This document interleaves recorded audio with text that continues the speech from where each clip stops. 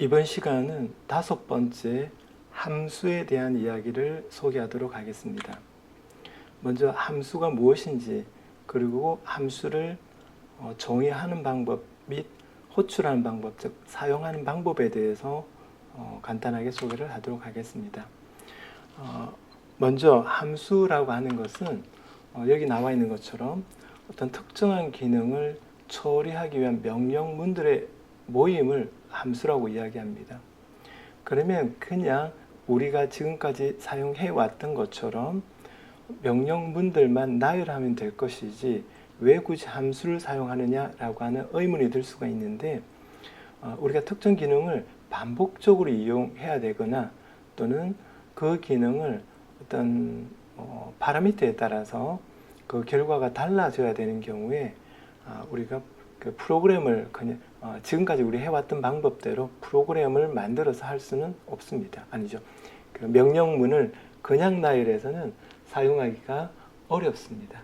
그래서 우리가 그런 특정 기능을 수행하는 명령문들을 모아서 함수로 구성하고, 그리고 그 함수를 호출하면서 우리가 그 기능을 반복적으로 또는 호출할 때 우리가 필요한 처리 대상이 되어지는 데이터를 넘겨줌으로써 그 데이터를 기반으로 결과를 도출할 수 있도록 해놓은 것이 바로 함수라고 이야기하는 것입니다. 물론 우리가 고등학교 수학 시간에 함수에 대한 이야기를 많이 들었을 텐데, 그 함수랑 개념적으로는 비슷하지만 수학 시간에 이야기된 그 함수랑 조금은 다르게 우리가 정의하고 사용하기 때문에 그렇게 어렵게 생각할 이유가 없습니다. 파이썬에는 이 함수가 두 가지 종류가 있습니다. 첫 번째는 기본 제공 함수라고 하고 built-in function이라고 이야기하는 것입니다. 이것은 파이썬이라고 하는 언어가 기본적으로 제공해주는 함수를 의미하고 있습니다. 우리가 지금까지 사용해왔던 print라는 함수, 즉 화면에 무엇인가를 출력할 때 사용했던 print라고 하는 함수도 파이썬에서 기본적으로 제공해주는 함수 중에 하나입니다. 따라서 기본 제공 함수는 우리가 그냥 호출이라고 하는 과정을 통해서 사용을 하면 되겠습니다. 호출이라고 하는 과정은 어려운 것이 아닙니다. 이미 여러분이 사용해 왔습니다. 예를 들어서 print라고 하는 함수를 호출한다고 할 때 먼저 print라고 하는 함수 이름이 나오고요. 그 다음 이 함수가 동작할 때 필요한 데이터들, 예를 들어서 hello라고 하는 문자열을 출력하고자 한다면 이렇게 괄호 속에 이 함수에게 전달할 데이터를 써주었습니다. 그러면 이 함수는 우리가 전달한 이 문자열을 화면에 출력해주는 기능을 수행하겠지요. 이처럼 프린터가 화면에 출력해주는 특정한 기능을 수행하기 위한 함수다라고 생각하면 함수에 대한 기본적인 개념을 어렵지 않게 잡을 수 있을 것입니다. 그 다음 두 번째 종류의 함수는 바로 우리가 직접 정의하고 사용하는 사용자 정의 함수입니다. 소위 user defined function이라고 이야기하는 것입니다. 이 사용자 정의 함수는 파이썬 언어에 기본적으로 포함되어 있지 않기 때문에 이 함수를 사용하기 위해서는 먼저 함수 정의라고 하는 과정이 필요하고요. 결국 함수를 만드는 과정이 필요합니다. 함수를 만드는 과정이 필요하고, 이렇게 만들어진 함수를 호출하는 방법은 우리가 앞서 보았던 기본 제공 함수를 호출하는 방법과 동일하게 함수 이름을 쓰고 괄호 열고 괄호 닫고, 그리고 이 괄호 속에는 이 함수를 호출할 때 이 함수가 필요한 데이터를 넘겨주게 됩니다. 오늘 주로 이야기되어지는 것은 아마도 뒤에서 이야기하겠지만 사용자 정의 함수에서 함수를 정의하고, 그리고 정의한 함수를 우리가 호출해서 사용하는 방법에 대한 이야기를 하게 될 것입니다. 먼저 앞서 이야기했던 기본 제공 함수, 즉 built-in function이거나 또는 사용자 정의 함수 user defined function이거나 어쨌든 그 함수를 사용하는 과정을 우리가 호출이라고 이야기합니다. 그래서 함수 호출 또는 펑션 콜이라고 하는 용어를 쓰기도 합니다. 어쨌든 함수 호출을 통해서 정의된 함수를 사용할 수 있습니다. 앞서 우리 프린트라고 하는 함수를 호출할 때 함수 이름이 나왔고 괄호 열고 괄호 닫고 괄호 속에 이 함수가 수행할 때 필요한 데이터를 전달해 주었는데 이것을 우리가 파라미터 또는 아규먼트라고 이야기합니다. 자, 이걸 기억하면서 이 슬라이드의 이 부분을 보도록 하겠습니다. 함수 호출은 함수 이름과 그리고 이 함수에게 전달할 데이터, 즉 파라미터를 이용해서 호출을 하게 되어집니다. 앞서 우리가 프린트라고 하는 함수를 호출하는 것과 동일하게 우리가 호출하고자 하는 함수 이름이 먼저 나오고 그 다음 괄호 열고 괄호 닫고 그리고 이 괄호 속에는 그 함수에게 전달할 데이터들을 나열하게 됩니다. 물론 함수에 따라서는 데이터를 전달받지 않아도 되는 함수가 있을 것입니다. 그럴 경우에는 그냥 괄호 열고 괄호 닫고 이렇게 수행을 하면 되겠습니다. 그리고 함수가 수행한 결과, 함수가 실행된 결과 그 함수로부터 우리가 어떤 값을 전달받아야 되는 경우가 있겠지요. 즉 함수가 수행한 결과를 우리가 전달받아야 될 경우에는 그 결과를 우리가 사용을 할 수 있을 겁니다. 예를 들어서 어떤 함수를 수행했고 호출했고 그 호출한 결과 이 함수로부터 어떤 결과 값을 전달받는다면 그 값을 우리 여기 나와 있는 변수에 저장을 하거나 예를 들어서 출력하거나 등등 여러 가지 함수가 전달해준 수행 결과로 전달해준 그 값을 이용할 수 있습니다. 참고로 함수가 수행한 결과를 우리가 반환 값이라고 이야기합니다. 또는 그냥 return이라고 이야기하기도 합니다. 어쨌든 함수에 따라서는 반환 값이 있는 함수도 있고 또 반환 값이 없고 그냥 기능 수행만 함수도 있습니다. 어쨌든 반환 값이 있는 함수의 경우에는 그 호출의 결과로서 그 반환 값을 우리가 사용을 할 수가 있습니다. 자, 먼저 간단히 예를 한번 살펴보도록 하겠습니다. 여기에 보면 int라고 하는 함수를 사용하고 있습니다. 이 int라는 함수는 정수값으로 변환해주는 기능을 가지고 있습니다.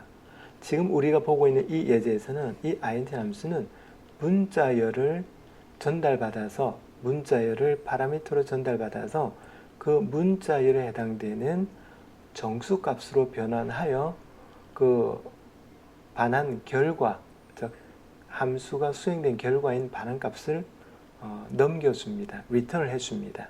그러면 그 리턴되는 값을 우리 프로그램의 경우에는 ear라고 하는 변수에 저장을 하고 있습니다. 그렇다면 이 int라는 함수를 수행시키기 위해서는 문자열을 넣어줘야 되는데 문자열을 넣기 위해서 우리 그 안에 보면 input이라고 하는 함수를 역시 호출하고 있습니다.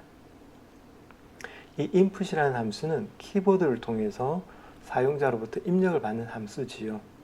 그래서 이 함수가 동작할 때 파라미터가 없는 경우도 있고요. 이 경우에는 화면에 input ear라고 하는 문자열을 출력한 뒤에 사용자로부터 문자열을 입력받도록 하고 있습니다. 그리고 이 함수는 input이라는 함수는 사용자가 입력한 그 글자들을 문자열로 바꾸어서 return 해줍니다. 즉 input이라는 함수의 그 결과는 이 함수를 수행한 결과는 문자열이 되겠지요. 그 문자열을 반환값으로 받으면 그 반환된 문자열을 int라는 함수의 파라미터로 전달하고 있습니다. 결국 우리가 키보드를 통해서 입력한 것은 정수를 입력한 것이 아니라 문자열을 입력한 거겠죠. 그리고 그 입력된 문자열을 int라는 함수가 전달받아서 그 입력된 문자열에 해당되는 정수값으로 변환하고 반환을 해줍니다. 그리고 그 반환된 값을 year라고 하는 변수에 저장을 했지요. 그리고 나서 우리는 print라고 하는 함수를 호출하고 있습니다. 앞서 소개했던 것처럼 print라고 하는 함수는 화면에 뭔가를 출력해 주죠. 그리고 출력할 내용들은 지금 여러분이 보고 있는 것처럼 콤마로 구분되어진 데이터들을 출력하고 있습니다. 예를 들어서 이 경우에는 총 4개를 출력하고 있는데 출력한 첫 번째는 total이라는 문자열을 출력하고 있고요.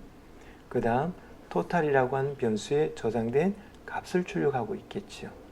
이어서 average라고 하는 문자열을 출력하고 그 뒤 마지막으로 average라고 하는 변수에 저장된 값을 출력하도록 되어 있습니다. 이처럼 우리는 함수를 호출할 때, 즉 함수를 사용할 때 함수 이름과 그 함수에게 넘겨줄 파라미터를 이용해서 호출할 수가 있고, 함수에 따라서는 그 함수의 수행 결과를 반환받아서, 반환값으로 반환받아서 변수에 저장하거나 아니면 또 다른 함수의 파라미터로 전달할 수 있다는 사실을 알 수가 있습니다. 앞서 함수에는 2가지 종류가 있다라고 언급을 했습니다. 첫 번째는 시스템이 파이썬이 기본적으로 제공해주는 built-in 펑션이 있었고요. 두 번째는 user defined function이라고 해서 사용자가 직접 정의하는 함수가 있었습니다. 지금 이 슬라이드는 사용자가, 즉 우리가 직접 함수를 정의하는 방법을 소개하고 있습니다.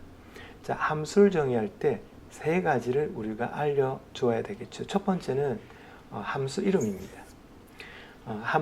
모든 함수들은 이름을 가지고 있습니다. 물론 우리 뒤쪽에서는 람다 함수라고 해서 특별하게 이름을 갖지 않는 함수도 있긴 합니다만 대부분의 함수는 이름을 가지고 있습니다. 그리고 이 함수가 호출되어서 실행할 때 필요한 데이터가 있겠지요. 그래서 그 데이터를 위해서 파라미터가 정의되어야 되겠고요. 함수 이름과 파라미터뿐만 아니라 우리가 정의해야 되는 것은 바로 이 함수가 수행할 기능입니다. 물론 이 기능이라고 하는 것은 우리가 명령문들을 나열해서 정의하겠죠. 그래서 함수 정의는 이렇게 3가지, 함수의 이름, 파라미터, 그리고 함수가 제공해야 되는 기능을 위한 명령문들, 이렇게 구성이 되어 있다라고 생각을 하면 되겠습니다. 이 3가지를 정의하는 방법을 한번 살펴보도록 하겠습니다. 먼저 함수를 정의하기 위해서는 맨 먼저 def라고 하는 키워드를 사용합니다. 이 def는 영어 단어 정의하다 할 때 define의 def라고 생각하면 기억하기가 좋습니다. 이어서 함수 이름이 나옵니다. 이 함수 이름은 예전에 우리가 그 변수 이름 또는 식별자에 대한 이야기를 했었는데 그 규칙에 따라서 함수 이름을 여러분이 원하는 대로 지으면 되겠습니다. 그리고 괄호 열고 괄호 닫고, 그리고 이 괄호 속에는 이 함수가 호출될 때 데이터를 전달받을 파라미터들을 나열하면 되겠습니다. 물론 함수 중에는 굳이 파라미터를 전달받지 않아도 되는 함수들이 있겠죠. 그 경우에는 그냥 괄호 열고 괄호 닫고로 끝내도 되지만 함수가 수행하는데 특별한 데이터가 전달받아야 되는 데이터가 있다면 그 데이터를 전달받을 변수들, 이걸 매개 변수라고 하기도 합니다만 변수들의 리스트를 이렇게 콤마를 구분해서 써주면 되겠습니다. 그리고 제일 마지막에 콜론이 오고요. 그 다음 줄에는 우리가 이야기했던 들여서기를 하고, 이 들여서기를 한 이 명령문들은 이 함수의 기능을 구현하기 위한 명령문들입니다. 그리고 가장 마지막에 이 함수 수행된 결과를 호출한 쪽에 return 해야 될 필요가 있다면, 소위 반환값을 return 해야 될 필요가 있다면 return이라고 하는 키워드 다음에 return할 값, 반환값을 적어주면 되겠습니다. 만약에 함수가 수행한 뒤에 그 호출한 쪽에 특별하게 return 해줄 값이 없다면, 반환값이 없다면 이 문장은 생략을 해도 되겠습니다. 이 슬라이드는 실제로 함수를 정의하고 호출하는 것을 나타내고 있습니다. 먼저 DEF라고 하는 키워드로 시작을 했습니다. 앞서 소개했던 것처럼 DEF는 함수를 정의할 때 사용하는 키워드입니다. 그 다음 add라고 했습니다. 이 add라고 하는 것은 우리가 정의하고자 하는 함수의 이름입니다. 그리고 괄호 열고 괄호 닫고, 이 괄호 속에는 n과 m이라고 하는 변수를 두 가지 사용했는데, 이 변수는 이 함수가 호출될 때 데이터를 전달받을 함수입니다. 그래서 이 경우에는 이 함수를 호출할 때는 두 개의 데이터를 전달해 줘야 되고, 결국 파라미터가 두 개가 있어야 된다는 이야기입니다. 그래서 첫 번째 파라미터는 n이라고 하는 변수로 전달되겠고요. 두 번째 파라미터는 m이라고 하는 변수로 전달될 겁니다. 그리고 콜론이 나왔고, 그리고 이 함수를 수행하기 위한 기능이 바로 2번 줄에 있습니다. 이 함수의 경우에는 단순히 그 n과 m을 통해서 전달받은 두 데이터를 덧셈하는 것으로 이 함수의 기능이 끝이 나기 때문에, 지금 여러분 보고 있는 것처럼 n과 m에 저장된 데이터, 즉 전달받은 데이터죠.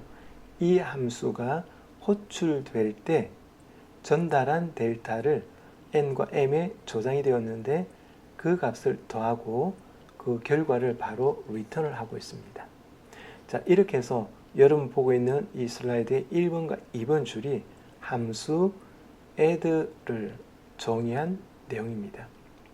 자, 함수를 정의했다고 해서 이 함수가 자동으로 호출되거나 자동으로 실행되지는 않습니다. 함수라고 하는 것은 함수 정의 여부와 상관없이 호출이 되어야 실행이 되어집니다.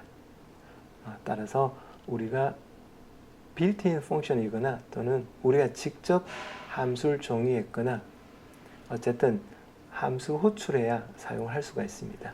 자, 여기에 우리가 조금 전에 정의했던 함수 add를 호출하고 있는 것을 나타내고 있습니다. 함수 호출할 때 먼저 함수 이름이 나왔고요. 괄호 열고 괄호 닫고, 그리고 이 괄호 속에는 이 함수에게 전달할 데이터를 콤마로 구분해서 써주면 되는데, 이 경우에는 2와 3을 넣어줬습니다.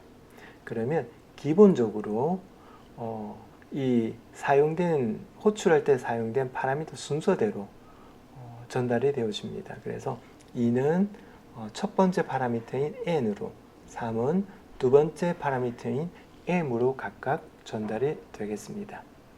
2와 3이 전달되었기 때문에 이 함수의 결과, 즉 반응값으로는 2와 3을 덧셈한 5라고 하는 값이 return 되겠지요. 그러면 이 함수의 실행 결과는 이 함수가 return한 값이 되겠습니다. 그게 바로 이 경우에는 5가 되겠죠. 그 5라는 반응값에다가 2로 나눴고요. 그 결과를 다시 avg에 저장을 하고 있습니다. 5번 줄은 print라고 하는 소위 built-in 펑션을 호출하고 있습니다. built-in 펑션이거나, 즉 기본적으로 제공해준 함수이거나 user defined 펑션이거나 호출하는 방법은 다 동일합니다. 그래서 print라고 하는 함수 이름이 나오고 괄호 열고 괄호 닫고, 그리고 이 괄호 속에는 이 함수에게 전달할 파라미터를 넣어주면 되겠습니다. 이렇게 함수를 정의하고 호출할 수 있다는 걸 여러분이 확인을 할 수 있었습니다. 자, 그 다음 이 슬라이드를 통해서 한 가지만 더 용어를 정리하고 넘어가겠습니다. 먼저 함수를 정의할 때 이 함수가 전달받을 데이터를 저장하기 위한 변수를 우리 파라미터라고 했고요. 그 다음에 함수를 호출할 때 사용했던 데이터도 파라미터라고 이야기했습니다. 하지만 조금 더 구체적으로 구분하면 함수를 호출할 때 사용했던 이 파라미터는 여기 나와 있는 것처럼 actual parameter 또는 argument라고 이야기합니다. 그리고 이 actual parameter를 전달받는 변수, 즉 함수를 정의할 때 사용했던 이 변수를 우리는 formal parameter 또는 형식인자라고 이야기합니다. 따라서 우리가 앞으로 파라미터라고 이야기할 때 특별하게 우리가 구분해야 되지 않아도 되는 경우에는 그냥 파라미터라고 한 용어를 사용하도록 하겠습니다. 만약에 형식인자와 실인자를 구분해야 되는 경우라면 형식인자 또는 formal parameter라고 표현하든가 아니면 실인자 또는 actual parameter라고 표현을 하도록 하겠습니다. 지금 여러분이 보고 있는 이 예제는 합과 평균을 계산하는 함수를 나타내고 있습니다. 먼저 1번 줄에서 5번 줄까지는 CALC total이라고 해서 합을 구해주는 함수를 정의하고 있고요. 그 다음 6번과 7번 줄은 평균을 계산해서 리턴해주는 함수를 정의하고 있습니다. 자, 우리 8번 줄에 보도록 하겠습니다. 8번 줄에는 지금 데이터라고 하는 이 변수의 1, 2, 3, 4, 5라고 하는 5개의 정수값을 소위 말하는 리스트라고 하는 걸로 저장하고 있습니다. 리스트는 우리가 4장에서 언급했던 내용입니다. 어쨌든 1, 2, 3, 4, 5라고 하는 5개의 정수값을 저장하고 있는 리스트를 만들어서 데이터라고 하는 변수에 저장을 했고요. 그 다음 9번 줄에서는 average라고 하는 그 문자열을 출력하고 난 뒤에 CALC average라고 하는 함수 호출의 결과, 즉 이 함수가 반환해주는 값을 출력하고 있습니다. 그렇다면 이 함수가 호출되어야 되겠죠. 그래서 이 함수를 호출할 때 이 함수에게 전달하는 actual parameter, 실인자는 데이터라고 하는 변수의 값입니다. 이때 데이터라고 하는 변수가 전달되는 것이 아니라 데이터라고 하는 변수에 저장된 값이 전달됩니다. 그러니까 데이터라는 변수에 저장된 값입니다. 이때 이 데이터라고 하는 변수에 저장된 값이 무엇인가요? 8번 줄에 있는 이 리스트입니다. 자, 어쨌든 이 리스트가 여기로 전달될 것이고요. 그 전달받은 그 formal parameter는 이것을 이용해서 이제 뭔가 연산을 수행하게 되겠죠. 무엇을 하는지 봤더니 바로 리턴을 하고 있습니다. 결국 반환값을 만들고 그 반환값을 리턴하겠다는 의미인데 반환값은 어떻게 계산되는지 봤더니 이렇게 되고 있네요. CALC total이라는 함수를 호출하고 있습니다. 어떤 걸 이용해서 호출하냐면 바로 그 formal parameter를 전달받은 그 값을 전달하고 있겠죠. 물론 이 경우도 CALC total이라고 하는 함수에게 전달하는 것은 LST라고 한 변수를 전달하는 것이 아니라 여기에 전달하는 것은 LST에 저장된 값입니다. 이때 이 LST라는 변수에 저장된 값이 뭐예요? 여기서 전달받은 거겠죠. 결국 여기서 넘겨지는 건 1, 2, 3, 4, 5라고 하는 5개의 정수값을 저장하고 있는 리스트가 넘겨지겠지요. 그 다음 이 CALC total이라는 함수가 수행하는 건 여러분 보고 있는 것처럼 아주 간단하게 토탈 값을 계산을 했고요. 계산된 토탈 값을 이렇게 return하고 있습니다. 그리고 이때 return된 값은 이 함수에 수행된 결과로서 결과값으로 사용될 수가 있죠. 왜냐하면 이 함수가 반환하는 값이기 때문에 그렇습니다. 그리고 그 값을 이용해서 나눗셈을 하고 있습니다. 나눗셈한 결과가 이 함수의 결과값으로 반환값으로 리턴이 되겠죠. 어디로 리턴이 되냐면 이 함수를 호출한 곳으로 리턴을 하겠죠. 그게 여기입니다. 결국 9번 줄에서는 average라고 하는 문자열을 출력하고 난 뒤에 이 함수를 호출한 결과, 즉 이 함수가 반환한 값을 출력을 하게 되겠죠.